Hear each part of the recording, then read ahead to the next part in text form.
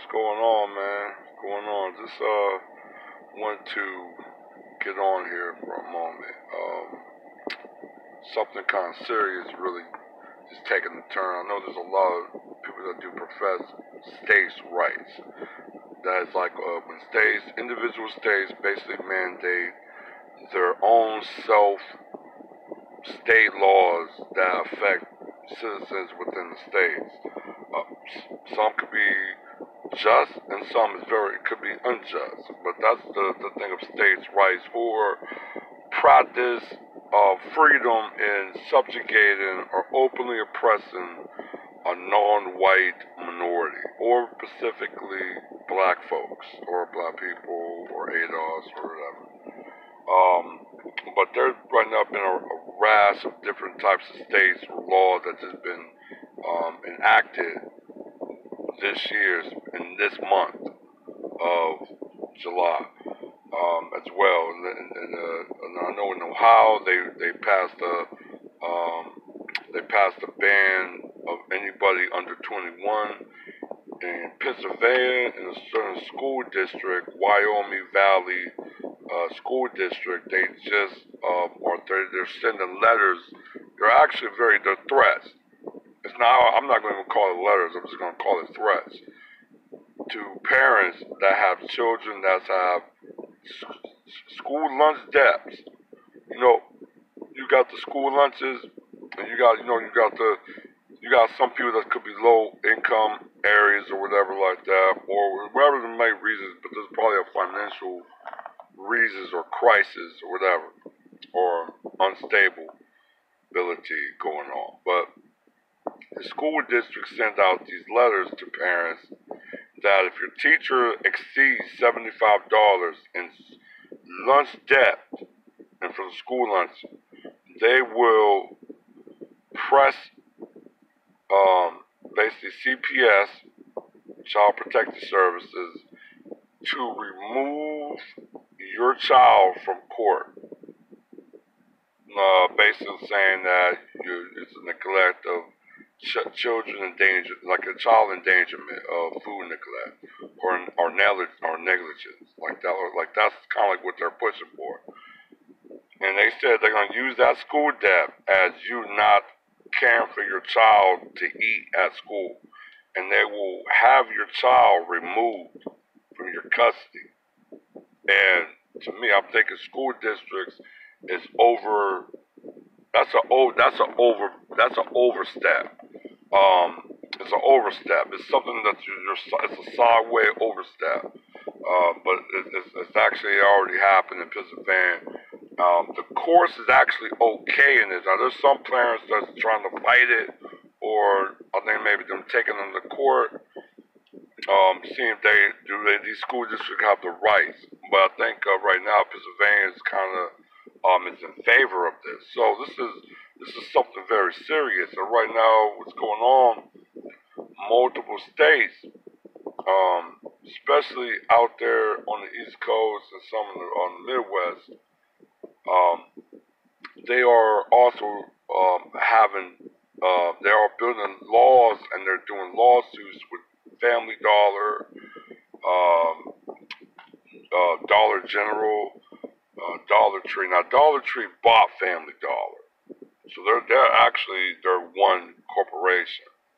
But there's a big crackdown on dollar stores right now, especially like the big dollar store chain, like General Dollar and Dollar Tree. And they're saying that what the states is arguing is bad for the poor communities because it's too saturated with too many locations, and they're also saying the price of the dollar is unfair to other retailers that's coming in to want to come into the area because it gives no competition. It's almost like a lopsided. The thing is, everything that's a dollar is not manufactured here; it's manufacturing overseas. So if it's manufactured in China and they're making goods for less than $1 or American dollar, like 50 cents or so, I mean, yeah, Dollar Tree is making a profit either way. But the thing is a lot of these big retailers, like grocery stores, that they're arguing about. Some of these dollar stores don't really have a grocery selection. They have a minimum acute of food items. Not they don't have like meat or shit like that. They don't have vegetables or poultry or meat. They got like canned food and stuff like that. Um, but the quality of the food or the item is not really up to par.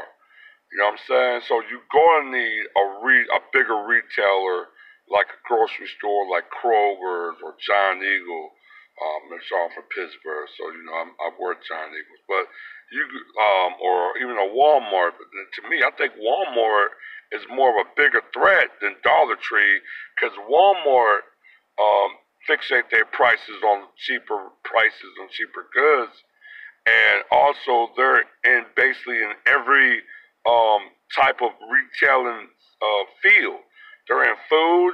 They're in automobile. Like they have a shop. They're in clothes and fashion. They're in jewelry, accessories. They're in pharmacy, like so pharmaceutical. So really, to me, the biggest threat is actually Walmart than Dollar Tree.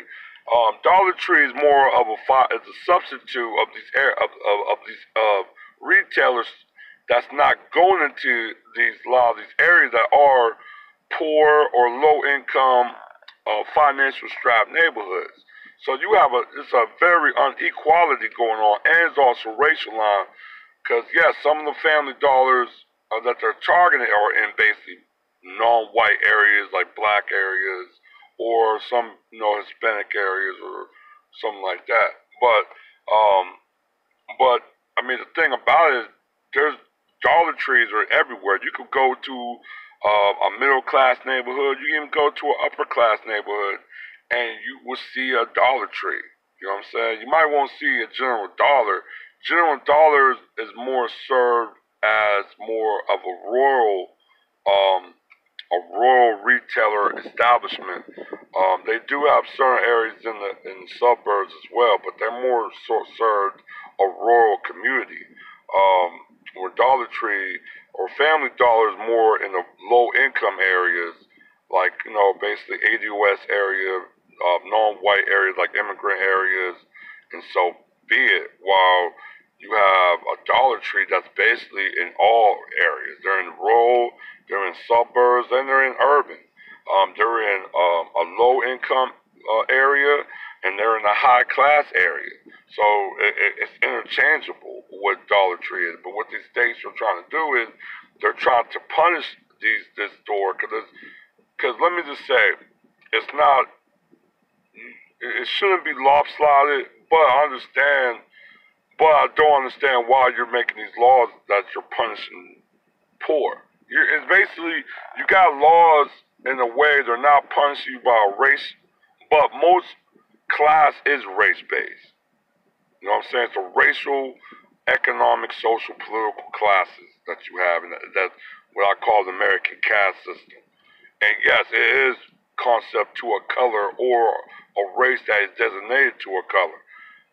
And being black in some of these areas, they are low income, and that's where they targeted these Dollar Tree locations in these low income areas, trying to shut them down and stuff. But the thing is, they're everywhere. You have a flurry of states that's acting basically on their own without even going to the public. Now, normally I think some places need to be a referendum. That's when you get the citizens of that particular state or particular county or particular city or certain parts of cluster, but state to decide if they want that law to be passed or not. Like Denver and all that, like with their legalizing weed, legalizing shrooms and all that, that was more like a referendum that the people of Denver or the county voted on, or the state of Colorado or whatever voted on. While you have certain states that's not doing that at all, they're just enacting their own view and their opinion and their mind these laws, like Ohio with this no smoking ban from people from 18 to 20. to me, that's going to create a black market. Like a person like Eric Garner, who's selling cigarillo that was unjustly was murdered by a race soldier.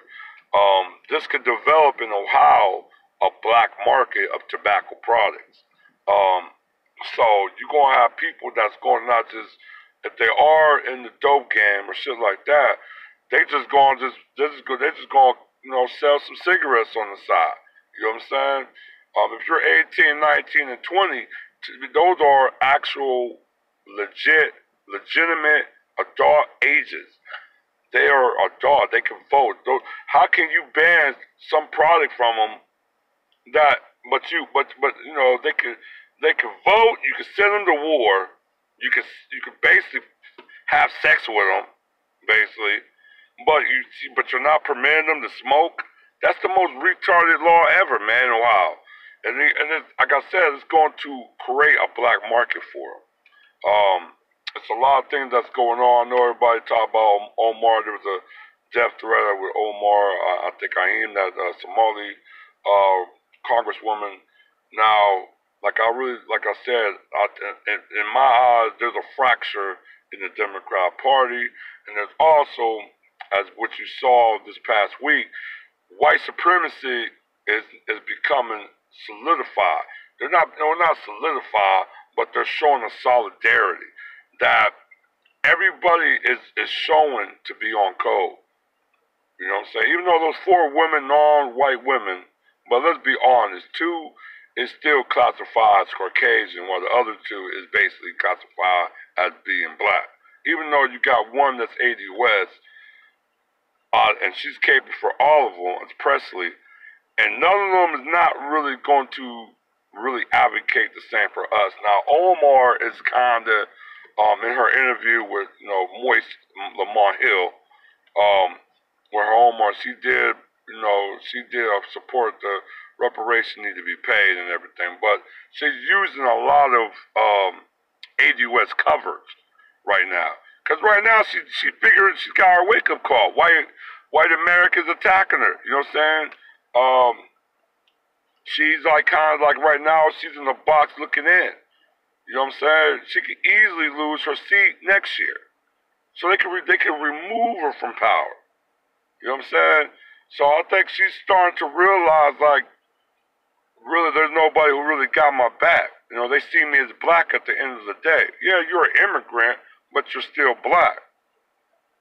At the end of the day, you're still going to be black. This is what it is. Yeah, I really just want to talk about that with the lunch with the valley. I think school districts are starting to overstep their boundaries and authoritarian. Because to me, that's authoritarian.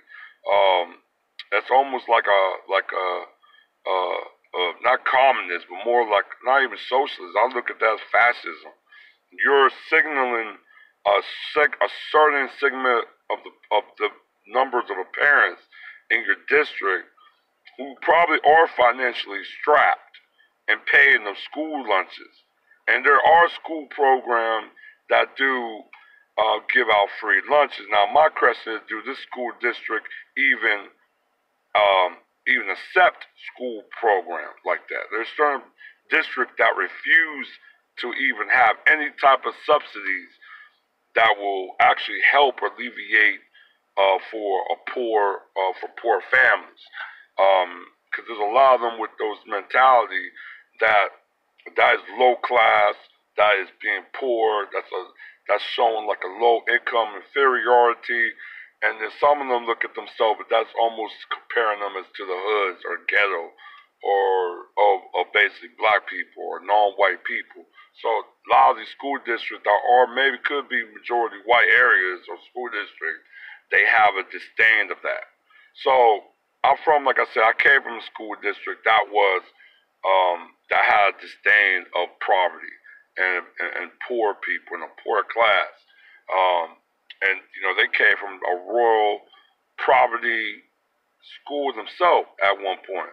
But yeah, I'm just like I said, man. I'm gonna definitely drop another video real soon. I definitely want to just put that out. With a lot of flurries of states that's really creating their own self-interest laws that's actually targeting. It's actually targeting people's rights, but it's also there's a targeting against the poor or non-white class, and mainly that's AD West and definitely in the firing squad. All right, one.